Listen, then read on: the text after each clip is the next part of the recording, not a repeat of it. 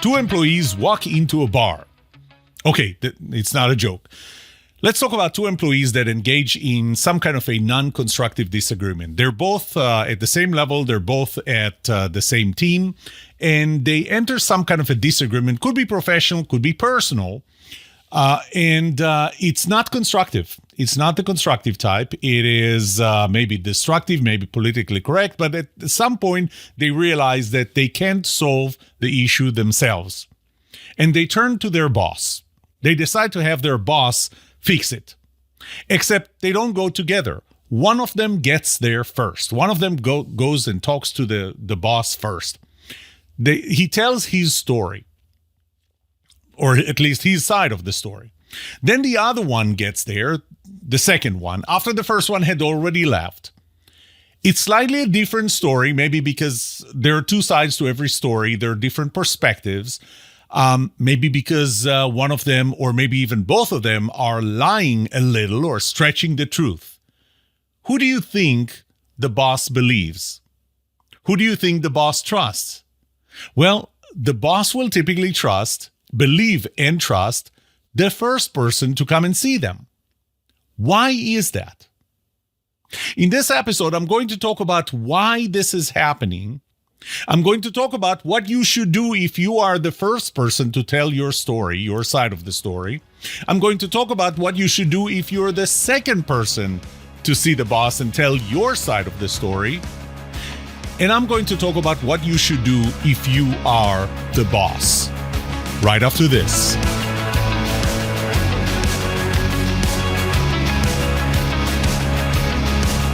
Welcome to The Trust Show. I'm Yoram Solomon, your host, the author of the Book of Trust and facilitator of the Trust Habits Workshop.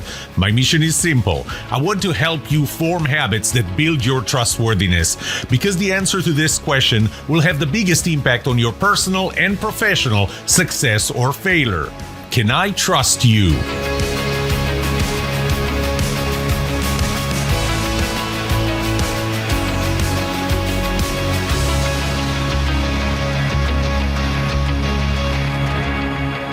First, I have to admit that I was part of a story like this. I'm sure that it happened to me more than once, but there is one time that I really, really remember. And I was the bad guy. You know, I'm going to be vulnerable and open with you. I was the bad guy. I was the first person. I was having some issues with another peer of mine, and to the point where we both kind of got to the point where we thought we can't work with each other anymore. And I actually knew from a third person that this person that I was in disagreement with was about to go and talk to our boss. And I decided I'm going to go and talk to the boss first, which I did.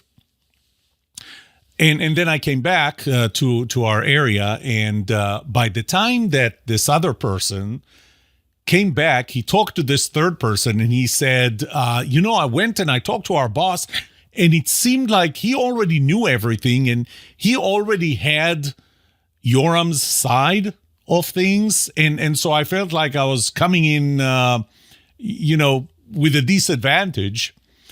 And that's kind of how things ended up. We eventually stopped working together. We separated. But this is something that really happened, and I'm going to say that what I did was not what I'm going to recommend that you do. And it's not the do as I say, not as I do type thing. It's just that if I was there today, I would not have done things the way I did. So first I got this off my chest. This happened. I was the bad guy. The way I behaved, what I did, I was the bad guy. But let's try and understand, why does this happen? So to understand why does that happen, we need to understand, why did they even get into a non-constructive disagreement? A constructive disagreement is a disagreement where you can put everything on the table. You're vulnerable with one another. You can share things. You can give really strong feedback. You can take feedback. You can close things. You can solve things yourselves.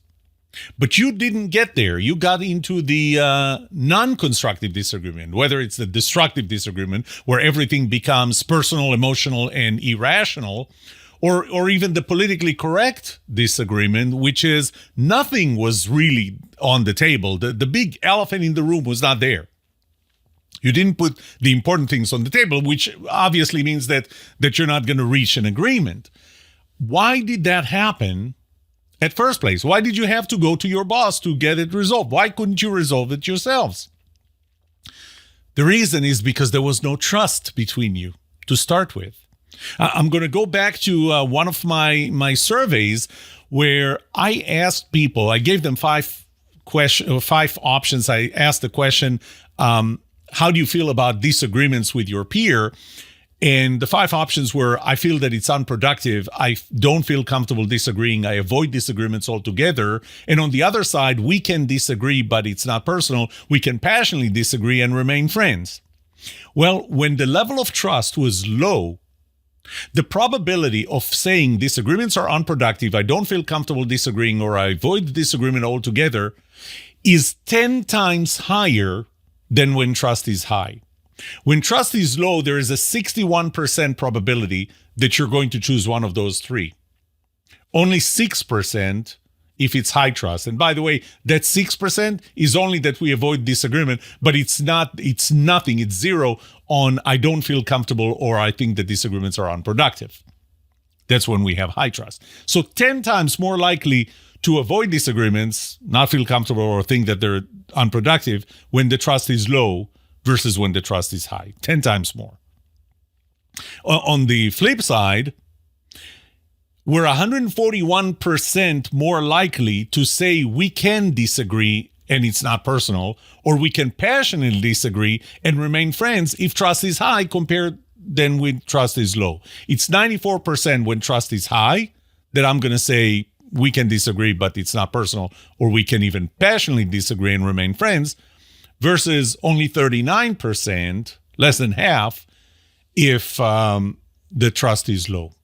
Now, I already said that in order to hold a constructive disagreement, you need to be able to be vulnerable with the other person. You need to be able to give them feedback, and you need to be receptive to feedback. That's how you resolve things between you two. Well, vulnerability goes up 240% when trust is high compared to when trust is low. Feedback, the willingness to give feedback goes up 106% when trust is high versus when it's low. Receptivity goes up 76% when trust is high than when trust is low. So these are the statistics, and this is why you even got there. This is why you were not able to hold a constructive disagreement and resolve the issue yourselves. You had to go to your boss because there was no trust between the two of you. That's why you couldn't resolve it yourselves. So the first person went to see the boss. The first person already has a certain level of trust by the boss. So the boss looks at the first person walking in. There is a starting level of trust that has nothing to do with this specific situation, with this specific disagreement. Then the first person comes in and shares their side of the story with the boss. The boss gets a first impression. There's no prior knowledge. The boss was not there to see what was happening. There's no objective third person to describe what really happened. To some extent, for the lack of any other conflicting piece of information, the boss will assume that the first person is telling the real story. It's telling the truth, the 100%, the truth, the whole truth, and nothing but the truth. But when that happens, the boss is starting to make assumptions about the second person. So if the first person coming in, the way they position it, I mean, they're not going to position it as I was the bad person, the other person was the good one. No, they're going to position it as I was right, they were wrong. So now they're forming a perception, an impression, assumptions at the boss about the second person. So before the second person even enters the boss's office, and again, we're assuming that they're doing it separately at this point, before the second person ever enters the boss's office, the boss trusts them less because they got exposed to the perspective from the first person, which most likely did not position the second person in a very positive way. Now, if the stories are somewhat conflicting, and because now the boss trusts the second person less than the first person, they may assume that the second person is actually the one lying. So I already know what the story is. I heard it from the first person. You're telling me a different story. I'm more likely to think that you're lying than the other person is lying simply because I'm already biased against you after I heard the first person. That's what happens. This is where it's so important to be the first person to get in. But frankly, that's not where I want to steer you. I don't want to steer you into be the first person to share with the boss so that the boss will think that the other person is bad or is lying. I want you to actually be able to reach the right resolution. So how do we not get into that situation? Well, first, if you and your peer have built enough trust, then you will be able to hold a constructive disagreement. You will be able to be vulnerable, to provide feedback, to be receptive to feedback. You're not going to have to go and see the boss. So the first thing is to avoid the whole situation by having trust and be able to hold a constructive disagreement. But let's say that you're not there. There is no trust enough between the two of you. You have to see the boss. If you only care about your side, if you only care about you winning this argument, have the boss side with you, just make sure that you're the first one to see the boss. Okay? But here are a few things that I want you to think about if that's what you decide to do. One, what will happen if eventually the boss finds out that the second person, not you, was right? That means that maybe you lied. That means that maybe you didn't tell the truth. Maybe you didn't tell the whole truth. Maybe you didn't tell anything but the truth. So you did tell other things. That, I can assure you, the boss is going to take very, very badly. Because this is betrayal of trust that they may have had in you.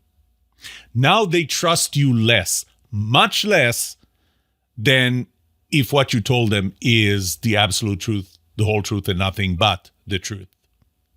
So you have to be careful. When you go in first, yes, you do help your boss trust you more, or actually you do that by having your boss trust the other person less.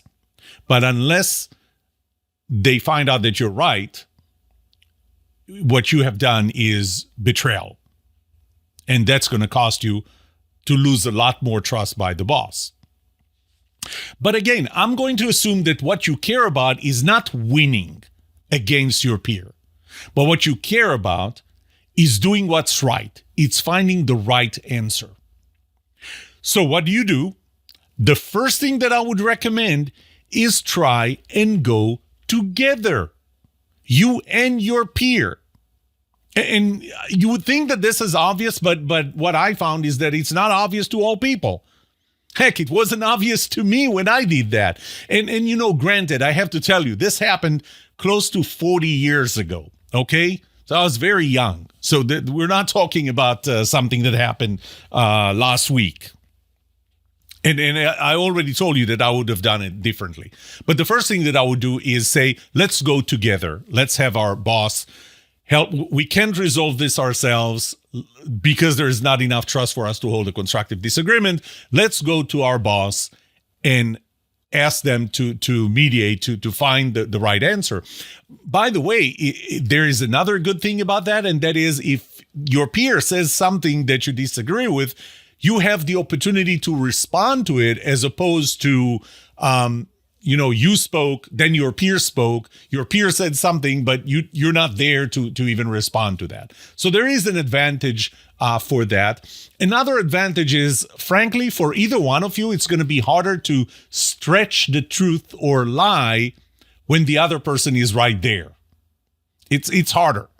So there's a higher probability that really the truth is going to come out. Both sides of the same story are going to come out without a lot of, issues or lies or truth stretching.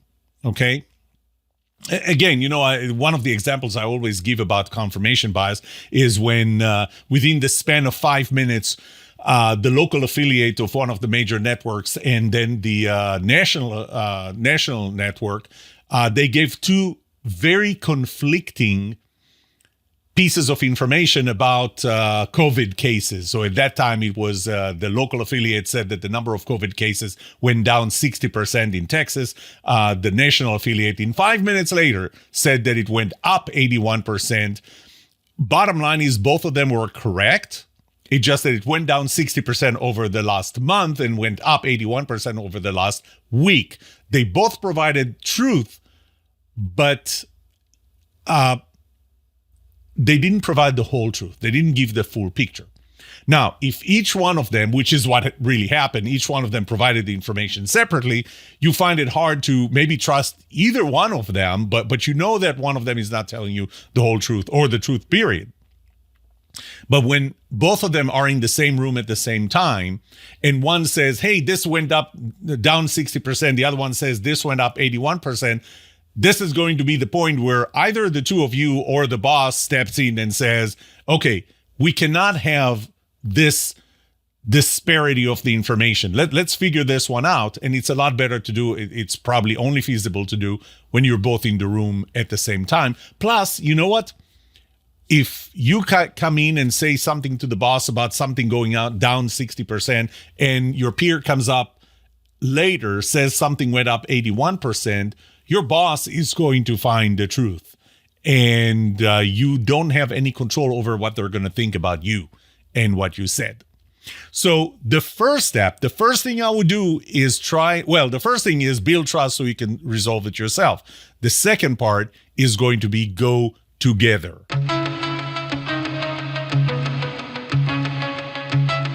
But let's say that there is no opportunity for the two of you to go there at the same time. Maybe you're holding the same job and you're one shift, the other person is another shift, or whatever it is, it's not feasible for both of you to be there at the same time. Again, my recommendation first would be try and be there with the boss at the same time. Well, my first recommendation is going to be build trust so you can resolve it without going to the boss. But my second is going to be there together. But if it's not feasible, then when you go to see the boss, first of all, you need to know if you're the first person or the second person to see the boss.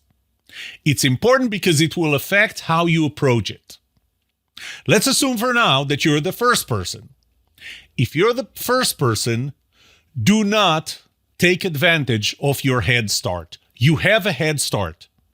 You can set your boss's mind about what's true and about the other person.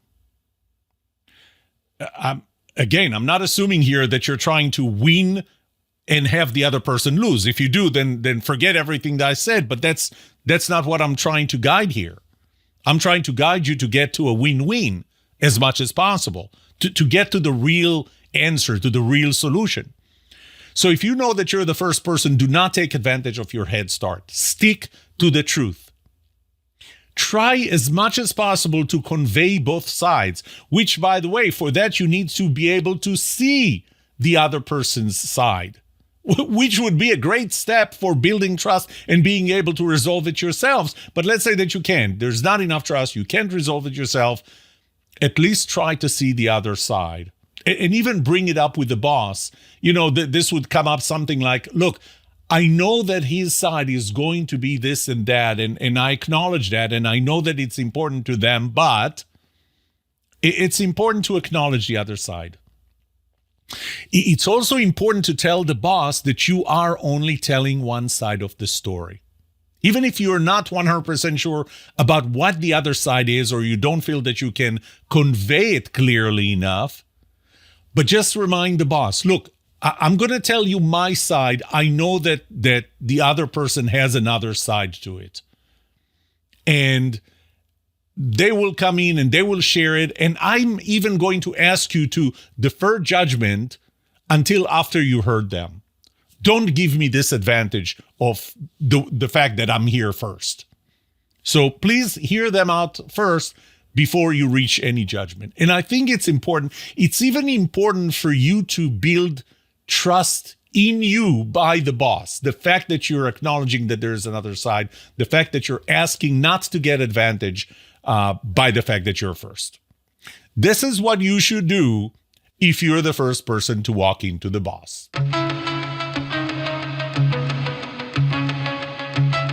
What if you're the second person to walk into the boss's office? Well, I'm not going to tell you, well, try to be the first. It is what it is. You're the second person to walk into the boss's office. The first thing is you need to recognize that you are at a disadvantage. Hopefully, the first person walking in did what I recommended they do in the previous little segment, but maybe they haven't. Okay? So, when you walk to the boss's office, you need to say, I know I'm the second one to tell you this story, and I ask you to keep an open mind. Sometimes, even simply by asking the boss to keep an open mind, that there is another side to the story, you may be reversing some of the bias and the assumptions that could have been created after the first person spoke with the boss. Because you're reminding them that there are two sides to every story. You're reminding them or you're asking them to keep an open mind. And maybe that's all it takes for them to keep an open mind and try and be not biased against you. Again, very critical that you stick to the truth. Remember that some of the things that you might say are different, hopefully not too different, than what the first person has said. And maybe your boss already assumes that what the first person has said is the truth, which means that what you're saying is probably not the truth. That might be an assumption. So it's even more important that you stick to the truth here, knowing that somebody else already presented another side. Again, same thing as if you were the first person, convey both sides. Convey the fact that there are two sides. It's even more important now that you acknowledge the other person's side because your boss has already heard the other person's side. So try and convey both sides, acknowledge the other person, acknowledge their perspective, acknowledge their side of the story. Remind your boss that you are only telling one side of the story. Again, you're going to get more credibility, more trust, more consideration by your boss if your boss realizes that you see that there is another side and that you acknowledge that you're telling one side of the story while acknowledging the other side. So I told you what to do if you're the first person to walk in. I told you what to do if you're the second person to walk in. Who are we missing? We're missing the boss. Here is what you should do if you're actually the boss and two of your employees have a disagreement. They can't resolve it themselves. They need you. What should you do? Well, my first recommendation would be try to push them to solve the issue themselves. But be careful, because if there is no good level of trust, you may be forcing them to get into a very destructive disagreement. They become personal and emotional and irrational and maybe cause violence and maybe explode. So within reason, push them to solve the issue themselves. Maybe give them some guidance on how to solve, maybe give them some ideas on how to resolve this issue themselves. Because it's going to be better. It's going to help them build trust if you can help them resolve it themselves. Another recommendation is, can you get, even before you listen to any of them, can you get objective input on what happened there, what the issue is, from another person, from a third person, preferably somebody who's not biased in anyone's favor? Okay? Can you get some objective input? But again, keep in mind, one thing that I don't know how much I would recommend is when they step in, when they come into your office and they share their positions, that you confront them with the information you got from a third person. So I look at the third person as Wikipedia. You don't use that as a resource. You use that as something that helps you get context. Okay, so you tried to tell them to do it themselves. You gave them some advice, some coaching, didn't work. You got some feedback from a third person. Try to get both of them in at the same time, unless it's really, really, really impossible or really, really, really not feasible. Now, it may be not feasible simply because, technically it's not going to work. Maybe they're in different locations. Maybe they fill the same role at different times, so you can never get both of them at the same time. Maybe it's because it got to such a level of personal conflict that it's just not going to be productive to have both of them in your office at the same time. It's just going to be a shouting match. And if that's the case, then don't try to get them at the same time. But if it's not, I would try to get them at the same time, because it's a lot easier to, when you hear one person says something, just like I said before, one person says minus 60%, the other one says plus 81%, that would be the time for you to step in and say, wait a minute. How can one of you say minus 60, the other says plus 81? What is the real truth? And you're going to find it out there, instead of you heard one number from one person, another number from another person, and you don't have the opportunity to resolve it there. So now you know that one of them is not telling you the truth or the whole truth or nothing but the truth. Try as much as possible, whether they do come in at the same time, but even more if they come in separately, to avoid bias and avoid assumptions. Separate what you know from what you feel or what you think or what's an assumption. Separate fact from fiction. So try to avoid them. Know in your head that you were biased against the second person because of the order in which they came in, because you heard what the first person said, and because your brain needs to feel that it has enough information, you made assumptions that were really following what the first person told you. Know that. Knowing that this is how your brain works would help you avoid bias and assumptions as much as possible when the second one comes in. You have to listen to both of them, defer judgment until you heard both of them, and until you really feel that you know the picture well enough. Ask questions. Keep asking questions. Don't just rely on this is what they told you. Ask questions. Now, it's going to be a lot easier to ask the second person questions, because now you have one side of the story already. When the first person came in, the only thing that you know is what they're telling you. So it's easier to ask with the second person, but try and ask questions even when the first person comes in. Ask yourself, is one of them lying? Is it that they're lying? Do they know that they're lying? Are they not telling you the whole truth? You got to be careful. Are you sure that you're lying? And you know what? If you're sure that you're lying, you have permission to trust them less as they tell their story. But again, I'm going to go back to, can you build trust between them?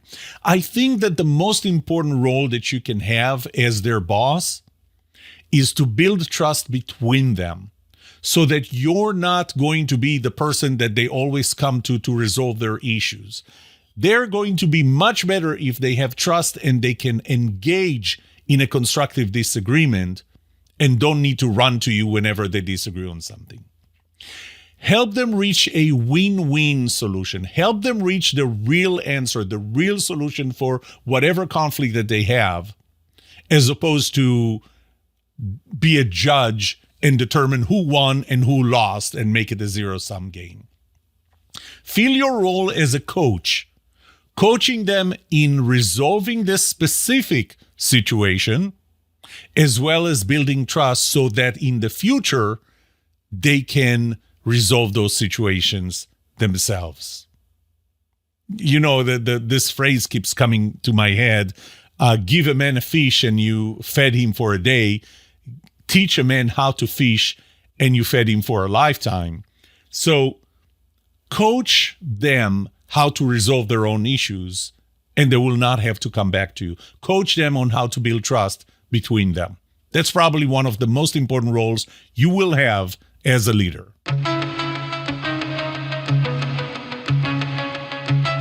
That's it for today. Let me summarize it.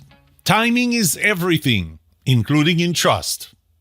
I had an alternative title for this episode. The early bird gets the trust.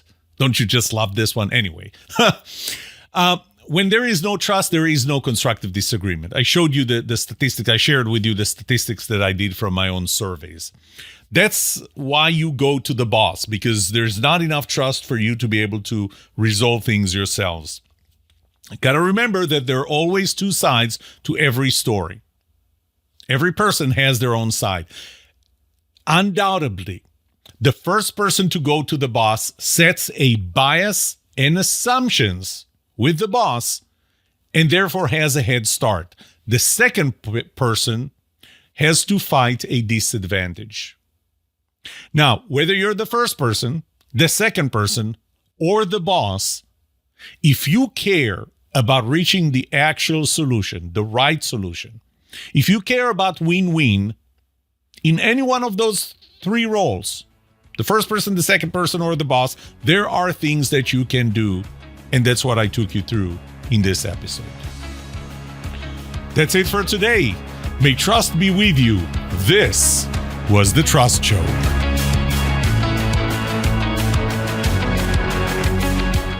What would you like to know about trust and trustworthiness? Let me know and I'll answer it in a future episode. I would love to hear from you. Email me at yoram@thetrustshow.com. If you like this episode, subscribe to the show so you will automatically get notified when I release a new episode. Rate it. Write a review for this podcast because those ratings help not only you, but also others looking for podcasts just like this. If you're looking for more resources to learn about how to build trust, be trusted, or know who to trust, look up my workshops, online courses, books, or go to my website, trusthabits.com. And remember that the answer to these two questions will have the biggest impact on your personal and professional success or failure. Can I trust you? And can you trust me? Thank you for listening or watching The Trust Show.